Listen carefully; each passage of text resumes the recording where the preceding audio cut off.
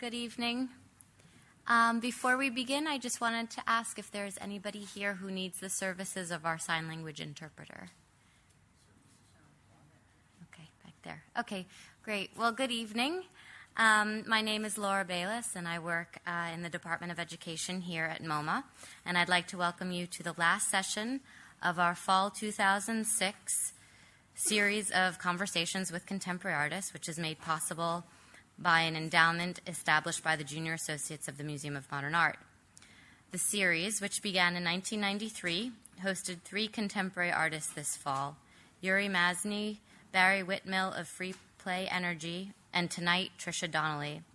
If you were not able to attend our previous programs, or you'd like to hear this one again, I'd like to draw your attention to moma.org/audio, where you can find recordings available for download for all of our recent Think Modern programs.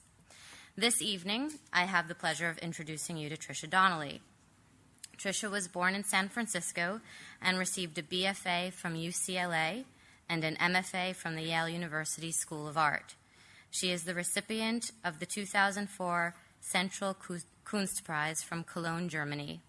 Her work, ranging from photographs, drawings, video, sound, and performance art, has been exhibited internationally from Frankfurt to Bologna to Miami and New York. She was featured in the Berlin and Whitney Biennials of 2006, the Moscow Biennial of 2005, the Dakar Biennial and Carnegie International of 2004, and the 2003 Venice Biennale, among many others. Trisha will present her work and then take questions from the audience, so please join me in welcoming Trisha Donnelly.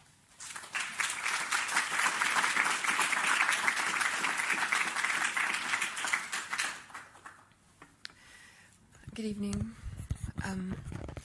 Tonight, since it's such a specific room, I think that instead of what I would normally show you as work, I'm going to give you a description of the 11th Prismatic in a series. And so just listen. Do you need me to speak up? Okay.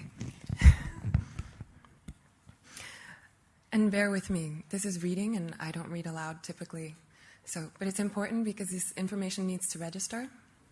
So bear with my librarian reading skills. A different time is found in faulted space, one not dictated by the other, Platonic. I was within the assumption that the object, namely the objects of art, when looked at for long enough, could be cracked, pixelated in links, and shattered. This, I imagine, was a reaction to the amount of space the sculptural object actually took up. The ability to travel around something weakens that thing's defenses and stability. The cable's stress, dissection is a fast series of clicks. Ecstatic in its speed, the mind hops from connection to reference, to memory, to imagined memory, the future. It is like a crash of currents originating from all different directions when this object is taken apart. But it was one day in a photograph that I experienced the shock. A photograph I was looking at for, I suppose, longer than a millisecond you should, then my brain understood as the average viewing time for something as empty. The image cracked, split it into a stutter form and time, you know, that sound of a stutter or the object of a stutter that your mind makes. It split, and an 11-sided prism pulsed into formation. A stutter of multiple images connected to the original crack, not images that were referential in any way, not a reminder type, not like a family of sides, but exactly like a family in its discomfort with their inevitable connection. This prism was an object, a stutter, a pulsing diagram. This was not a mystical experience. Do not make the mistake of that interpretation due to my limited ability to describe the phenomenon. Instead, understand it as a truly metronomed space, a metaphysical suggestion undirected by myself. It was like the brain sighed, coughed, or dialed the phone. So perhaps this is best described in radio. A different time is found in faulted space, one not dictated by the other, Platonic. A man's footsteps emerge from what sounds like a narrow corridor. A door squeaks open, a chime is the only beginning for the show.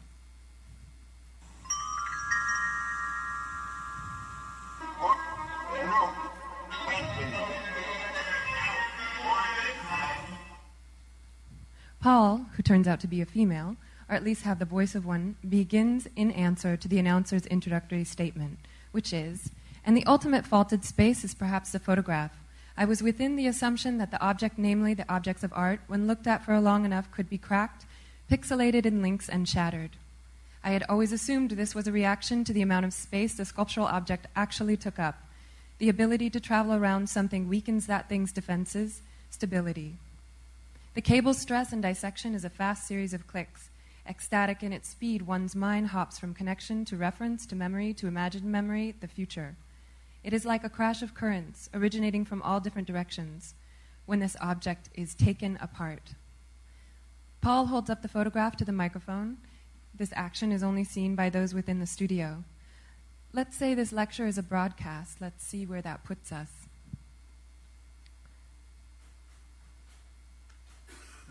It puts us in reverse. These are the operators.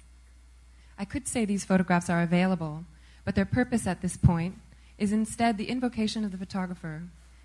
The action returns to the scene. This man, James, is dead. These photographs are no one and total. If he was here and she was there and the camera was looked through and back into ... These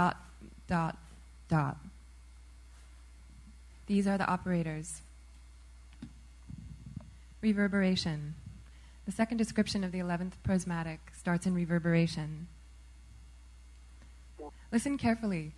When the first sound meets itself, it takes a moment to get over the usual polite recognition. When the collision finally occurs, the sound greets itself and reacts with a need for distance. It first becomes a boomerang-type sound, a hovering circular flight pattern, made up of the stutter of the sounds of the ultimate voice, back and forth between the original, stimulating sound and its reflection. Eventually, the distancing of these two is so great, it is such a long straight arm that they go multiple, then become one sound, made of first two, then exponential parts.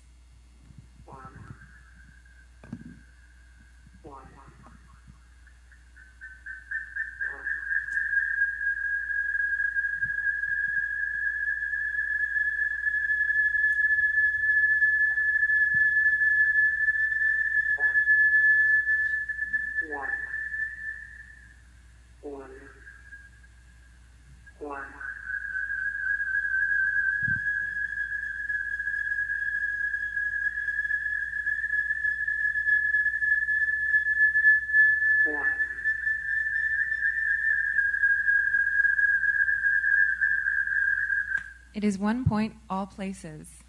1 point, all places. Do you hear this? Though the sound to the ear is deceptive, the space of the sound is vast. I am not sure what this means, but I am sure that this is the sound. This is the sound of distance, the sound of the natural space between things. And if it is between things and themselves or their own stutter, that distance is vast. In the 11th, there is compressed distance, filed distance. We take a break now for an explanation of inversion. Inversion, which at one point I guess was used to describe homosexuality, which is a perfect confusion, is the terror of the double difference. The inversion is the call and response, the double same, the double de-resurrector. I'm wrong, perhaps. Perhaps a better description, rather than reverb, that meets itself in the phalanx of the Spartan hoplite, the mass that meets itself, a plasma of men. The phalanx was a unit, a mass of the multiple. Individuality or the claim of it was considered a disgrace. The success of the hoplite's battle style depended on the tightness and unifying force of the phalanx, both emotionally and physically. From the Peloponnesian Wars, on the Battle of Thyrea, and the warrior Othrades, he rose up from the corpses to erect a monument to the slain. Upon the completion of the monument, he is said to have returned to exact place among the dead, lying in one mass of the phalanx, and commit suicide as the ultimate display of honor. The phalanx unbroken. But in the construction of the monument, he became a point, a laser out and then drawn back into the mass. This is like the photograph. After erecting a monument to the slain, the monument is the image, the flat is the photo. The phalanx is the mass that points arrive to and depart from and return to. Number 3 is the puff. the third description of the 11th prismatic. The mirror is a lens with a back, a double camera, the photographer and the photograph collected in one, eliminating the physical output of a reproduction, but causing an internal output to infinite of an interior reproducible. This is when the sound meets itself. The view meets itself and with no recognition, demands space. The space that the bounce manifests itself in comes in the shape of a spiral or a prism, cracking at every change and yet maintaining its fusion through light. There are different types of animals. Some learn vanity, but others when vision comes through, though with many animals it is an impossibility, and shows an animal in the mirror, the looker will puff, thinking it is another. A true and natural occurrence that humans have somehow accustomed themselves to. Perhaps we have learned recognition, but the unconscious shock of the view of a human in the mirror when one's face is not their own is daily, the double D resurrector. We undergo a psychic shock each day when we look in the mirror. We see the radio that the voice is emitted from. Most of the time we are in the studio, making corridors with the detached doors wrapped up in on-air broadcast. But radios are smaller than what comes out of them, hence our daily shock. The envelope is too small. The envelope is too small. Roman death cults sometimes inscribe this phrase over their tomb, non omnis moriar, or I shall not be entirely dead. Number 4 is a fissure. Let's say Greta Garbo, what, not who, was feedback. What you see in the photos is the ricochet, the bounce, the push-off, the long arm. Photographically, Garbo equals original prey, one of the most photographed, most erupted images of culture at the time. Garbo woke to a million Garbos, no mirror necessary. In a book of photos, when closed, the photos' view is of each other, right up against, and the more she withdrew from her own reflection, the greater the triumph of her capture. And a woman of modern gender, practically butch, am not interested in analyzing Garbo herself, instead Garbo the photograph, as in the landscape of the photograph, the Garbo photograph. Queen Christina makes her way around every inch of the room, demanding that this is the placement into memory, the physical feel-up. Perhaps her success within this particular scene is due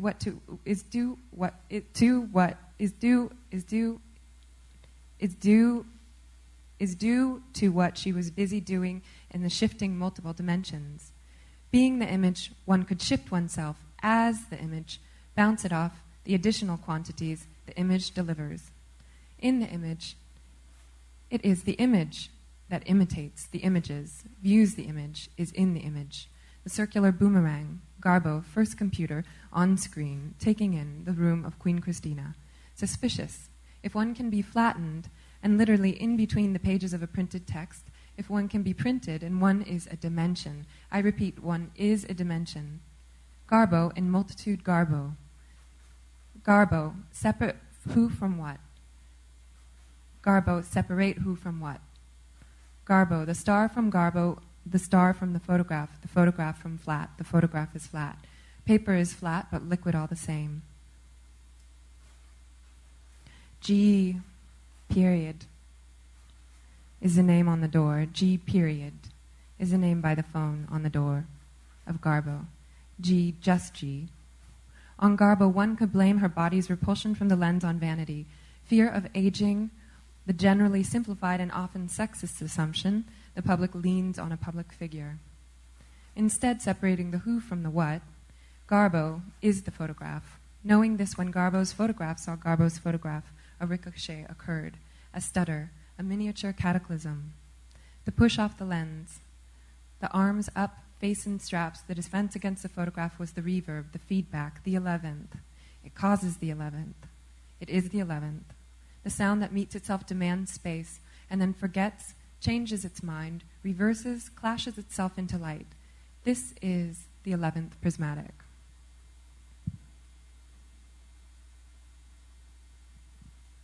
And that concludes the broadcast for this evening, and I'll leave you with a little bit of troubleless mind. Trouble in mind.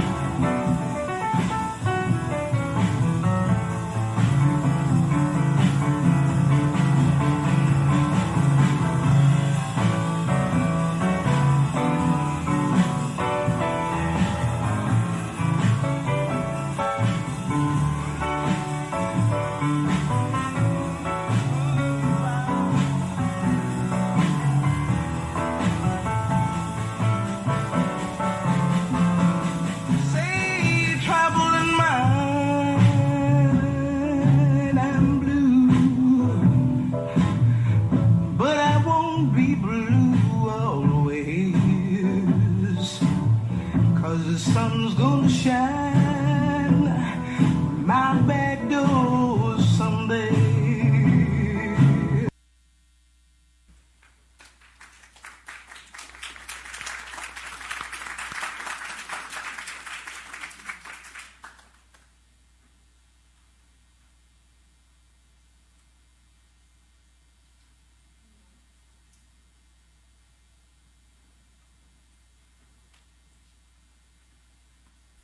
So I guess this is a call-in portion.